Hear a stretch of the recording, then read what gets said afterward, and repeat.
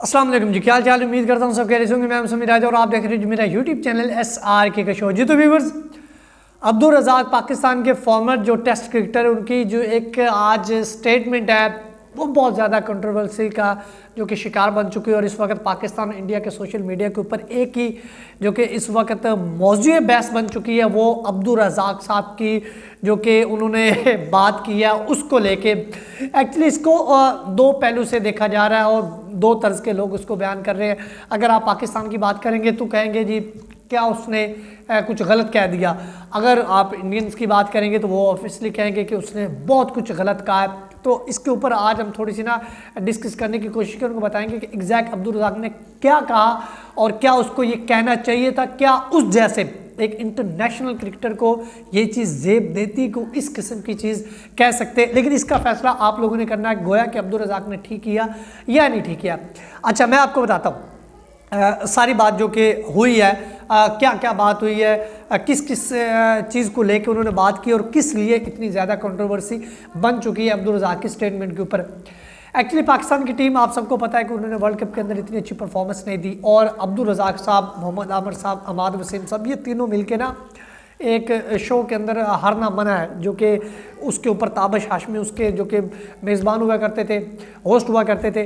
तो वो उसके ऊपर ये तीनों मतलब कि अब्दुल रज़ाक, मोहम्मद आमिर और अमाद वसीम हुआ करते थे और ताबिश हाशमी जो कि वो मेज़बान हुआ करता था। ये एक शो करते थे मैच के हारने के बाद, या किसी भी टीम का मैच होता वर्ल्ड कप के हवाले से, ये एक उनकी अपनी एक प्रोडिक्शन थी या उनका एक अपना ये शो था। अच्छा, उसके अंदर जब भी पाकिस्तान की टीम की बुरी परफॉर्मेंस होती है, जब भी कोई टीम अच्छी परफॉर्मेंस देती थी, तो मतलब कि अपनी सारी जो प्रेडिक्शन वो देते थे और इसके ऊपर तज्जियाकार भी जो कि तज्जिया अपना करते थे, ये आमिर, अमाद और अब्दुल रज़ाक साहब। अच्छा, आमिर, अमाद, वसीम अपना एक प्रेडिक्शन दिया करते थे, अपनी अपनी एक राय दिया करते थे। जब अब्दुल रज़ाक से पाकिस्तान की टीम के हवाले से पूछा जाता तो वो एक अल्फाज को इस्तेमाल करते थे कि नीयत, कि जिस टीम की नीयत ठीक नहीं होती ना, या जिस कप्तान की नीयत नहीं ठीक होती, वो टीमें कभी डिज़र्व नहीं करती या वो कभी जीत नहीं पाती। अच्छा जी, अब जो कि 2009 के अंदर पाकिस्तान की टीम वर्ल्ड कप जीती, उस टीम के अंदर जितने भी मेंबर थे उनकी एक फंक्शन था, वहाँ पे वो सारे पाकिस्तानी एक्स क्रिकेटर जो कि जिसके अंदर कप्तान यूनुस खान थे, मिसबाह उल हक थे, शाहिद अफरीदी थे, अब्दुल रज़ाक थे, शुएब मलिक थे, कामरान अकमल थे, मतलब कि उमर गुल थे, ये सारे उस वक्त उस जो कि मौजूद थे वहाँ पे।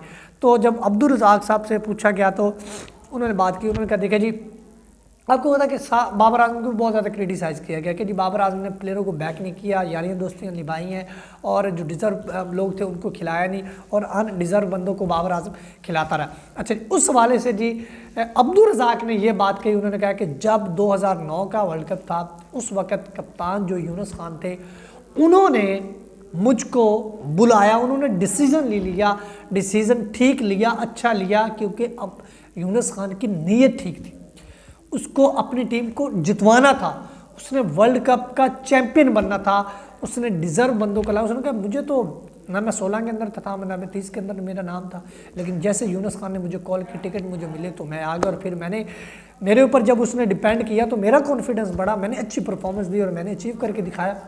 तो उन्होंने कहा कि अगर जिस शख्स की नीयत नहीं अच्छी होती तो वो कभी भी नहीं जीत पाते।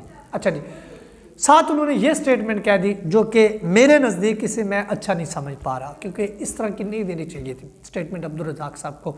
ये एक क्लियर चीज़ है, इसके ऊपर मैं समझता कोई दो राय नहीं है। उन्होंने कहा कि मिसाल के तौर पर मेरी शादी अगर उन्होंने कहा कि ऐश्वर्या राय से हो जाएगी और मैं उसमें से जो बच्चे पैदा होंगे मैं उनको कहूँ कि जी ये नेक है, तो ये कैसे हो सकता है। उसका बात करने का मकसद था कि जिन बंदों को वो लेवल ही नहीं है, ये जो डिज़र्व ही नहीं करते, वो पाकिस्तान की टीम में खेल रहे हों, तो फिर आप उनसे तवक्को रखें कि ये आपको वर्ल्ड कप जितवा दे, ये नहीं हो सकता। उनका असल ये कहने का मकसद था, जो कि मैं समझता हूँ कि जब आप क्रिकेट फ्रेटर्निटी लोग हो जाते हैं ना, जिस तरह मतलब कि आप पब्लिक फ्रेटर्निटी के लोग हो जाते हैं या आप एक पब्लिक फिगर में आ जाते हैं, मतलब कि आपकी कोई भी बात कोई आप कहें मुंह से निकले और वो पूरी दुनिया में फैल जाए, जैसे कि क्रिकेटर हैं, सियासतदान हैं, एक्टर्स हैं, ये ऐसे लोग हैं जो जिनको दुनिया फॉलो करती है, जिनको दुनिया सुनती, तो आप इस तरह की लूज़ बात नहीं कर सकते। देखिए जी, ऑब्वियसली इस किस्म की जो स्टेटमेंट दी है उसका तुक नहीं बनता, मैं समझता हूँ। आपने बाबर आजम के ऊपर ब्लेम किया, ठीक है, जब जहाँ तक आपने सारी मिसालें दी वो ठीक है, लेकिन यहाँ पे जब आके ऐश्वर्या राय का नाम आपने लिया ना, तो ये मैं समझता हूँ कि थोड़ा सा ओवर हो गया। ऐसा नहीं करना चाहिए था अब्दुल रज़ाक साहब को, ये मेरे नज़दीक है। क्योंकि देखिए जी, हर किसी की अपनी इज्जत होती है, मतलब कि तासुर इससे ये पैदा हुआ कि ऐश्वर्या राय में से औलाद वो नेक मतलब कि अच्छे नहीं होंगे।